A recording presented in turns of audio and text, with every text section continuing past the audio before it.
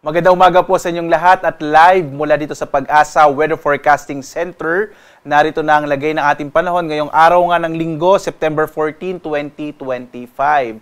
At unahin po muna natin yung ating inisyu na heavy rainfall warning as of 2 a.m. May nakataas tayo na heavy rainfall warning particular na sa may bahagi ng Quezon at Camarines Norte. So in the next 3 hours po, patuloy na makararanas ng malalakas na mga pagulan dulot nga nitong binabantay nating low pressure area sa may bahagi ng Quezon at Camarines Norte, maging yung mga karatig na mga lalawigan din po. No? So makikita natin ating mga latest na mga heavy rainfall warning, thunderstorm advisories at mga general flood advisories sa buong bansa. Pumunta lamang po tayo dito sa panahon.gov.ph at makikita po natin ating mga latest warnings na inilabas ng ating ahensya. Samantala, sa ating latest satellite images naman, makikita po natin patuloy na minomonitor itong low pressure area na huling namatan as of 3 a.m. sa may bahagi po ng Castilla sa lalawigan ng Sorsogon. Sa ngayon nga, itong ibig sabihin ng yellow po na kulay ay maliit pa rin yung tsansa na maging bagyo itong low pressure area, pero may mga dala itong kaulapan na siya magdadala ng mga pag-ulan, partikular na sa malaking bahagi ng Southern Luzon. So kasama po lalong-lalo na sa may Bicol region, gayon din sa Calabarzon, Mimaropa, malaking bahagi ng Kabisayaan, Central Luzon at maging dito sa may area ng Metro Manila. Asahan pa rin natin ngayong araw ang malaking tsansa ng maulap na kalangitan at may kalat-kalat na mga pag-ulan.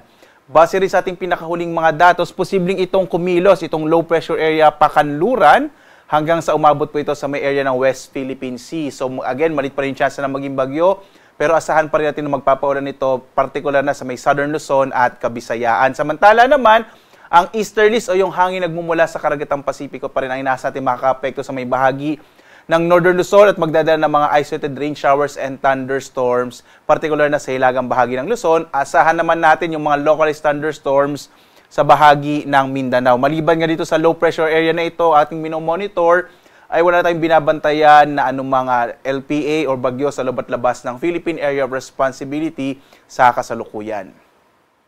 Samantala, as of 5 a.m., naglabas po tayo ng weather advisory. Ito po yung inaasa natin malalakas na mga pag-ulan pa rin na maaaring maranasan within 24 hours, particular na nga sa may area ng Quezon, Marinduque, Camarines Norte at Camarines Sur dahil po yan sa low pressure area na ating minomonitor. Mag-ingat po itong mga lalawigan kung saan may nakataas po na kung saan po nag-issue po tayo ng weather advisory dahil posible pa rin yung mga malalakas na mga pag-ulan na maaaring magdulot ng mga biglaang pagbaha or yung mga flash floods at paggunang lupa or landslide. So mga kababayan, mag-ingat po tayo, no? Dahil within the day, posible pa rin yung malalakas sa mga pag-ulan sa bahaging ito ng ating bansa.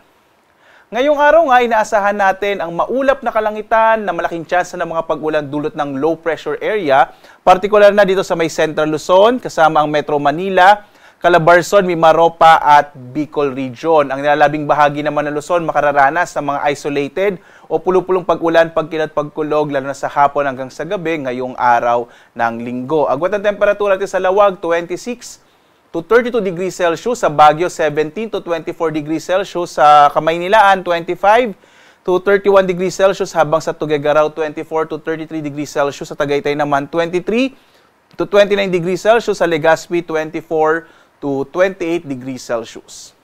Sa bahagi naman ng Palawan, Visayas at Mindanao, inaasahan pa rin natin ang malaking tsansa ng mga pag-ulan sa bahagi ng Palawan.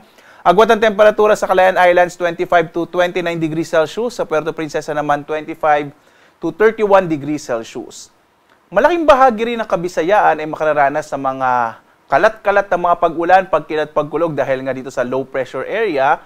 Ang agwat ng temperatura sa bahagi ng Iloilo, 25 to 29 degrees Celsius. Sa Metro Cebu naman, nasa 25 to 30 degrees Celsius at sa Tacloban City, 25 to 30 degrees Celsius. Sa bahagi naman ng Mindanao, asahan po natin sa umaga. Medyo malit yung tsansa ng mga pag-ulan, pero pagdating ng hapon hanggang sa gabi, posible pa rin yung mga localized thunderstorms na maaaring magdala na kung minsan po ay malalakas sa mga pag-ulan. Normally, tumatagal na 1 hanggang 2 oras. Agwat ang temperatura natin sa Zamboanga, 25 to 33 degrees Celsius. Sa Cagayan de Oro naman, 24 to 31 degrees Celsius. Habang sa Davao, 24 to 33 degrees Celsius. Sa lagay naman po ng ating karagatan, wala tayong nakataas na gale warning sa anumang bahagi ng ating bansa. Banayad hanggang sa katamtaman ang inaasahan nating kondisyon ng ating karagatan. Bagamat mag-ingat po yung mga maliit na sasakyang pandagat kapag may mga thunderstorm na kung minsan nagpapalakas ng alon ng ating karagatan. At narito ating inaasahan magiging lagay ng panahon sa mga susunod na araw. Bukas, in-expect pa rin o inaasahan pa rin natin, bukas hanggang Martes, posible pa rin yung mga kalat-kalat na mga pag-ulan sa bahagi ng Kamaynilaan, Central Luzon, Calabarzon, Mimaropa at Western Visayas, lalo na sa pagkilos pa rin, pakanluran nitong low pressure area. Muli po, maliit yung tsansa na ito ay maging bagyo within the day at maaaring magbago-bago yung kanyang lokasyon lalo na habang kumikilos ito at nagkakaroon po ng interaction sa kalupaan ng ating bansa.